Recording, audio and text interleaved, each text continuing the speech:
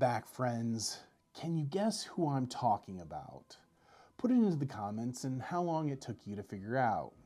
Today's story, just doing my job. He was 24 years old, a high school dropout from Savannah, Georgia, working the graveyard shift for $80 a week. Just a security guard, making his midnight rounds in the sprawling upscale office and apartment complex in the nation's capital. It was a muggy night in June, just past midnight. Our young guard was doing just what guards do, walking the halls, rattling the knobs, checking the perimeter. Down in the basement parking garage, he noticed something out of place.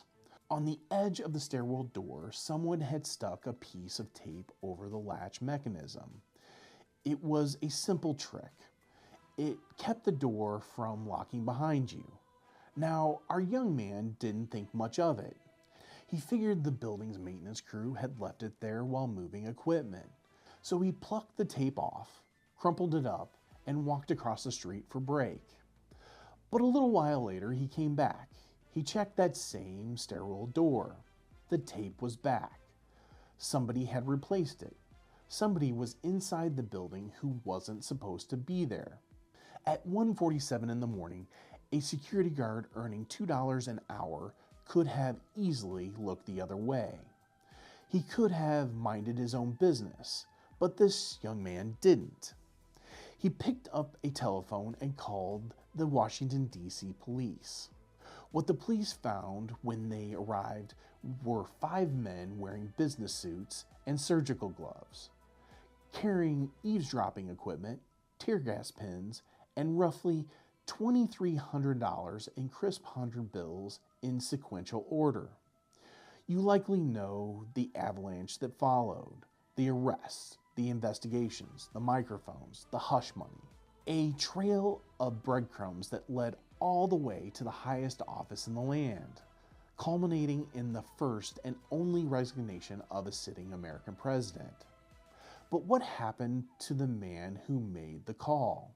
You might think a fellow who altered the course of history would be rewarded, but history is rarely so kind. His employer gave him a $2.50 a week raise. That was it. Shortly after feeling harassed by the sudden media circus and frozen out by his superiors, he quit. And from that day forward, the man who caught the burglars didn't catch a break. He became a marked man. He was deemed too famous, too radioactive to be hired as a regular security guard. He bounced from odd job to odd job.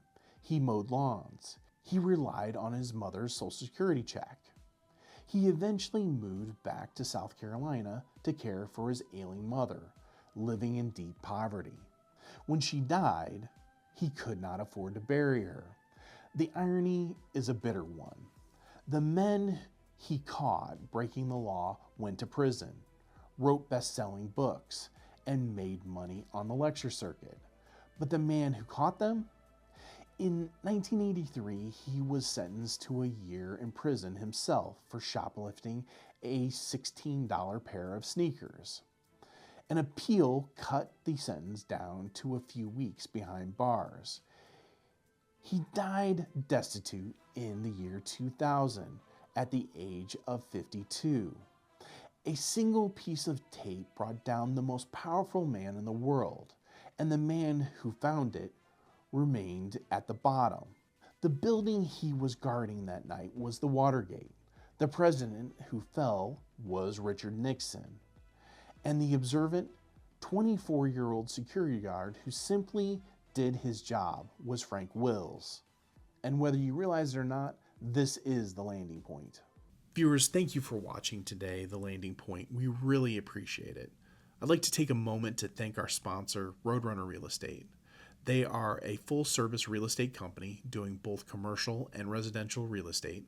They can help you buy, sell, or even lease your properties. So if you're in the market looking for a real estate company, please go out and give them a call. They'll happily help you today. The next thing I'd like to talk about is our social media. Obviously, we have YouTube if you're watching that today. If you haven't done so already, please go out and subscribe. It is completely free to you. There's nothing that you'll be charged or membership fees, but it does help us out so we can get our latest episodes to you quickly and you can find out what's going on with YouTube. Our other place that we do a lot of our social media is on our Facebook page, The Landing Point. So please go out and like and subscribe or follow those, I guess I would say, so you get the latest updates. If you're a person that likes to listen to stories as you're out on the drive, we have our podcast. You can find The Landing Point out there, and it can be on most services. So once again, thank you for watching The Landing Point, and we look forward to see you on our next story.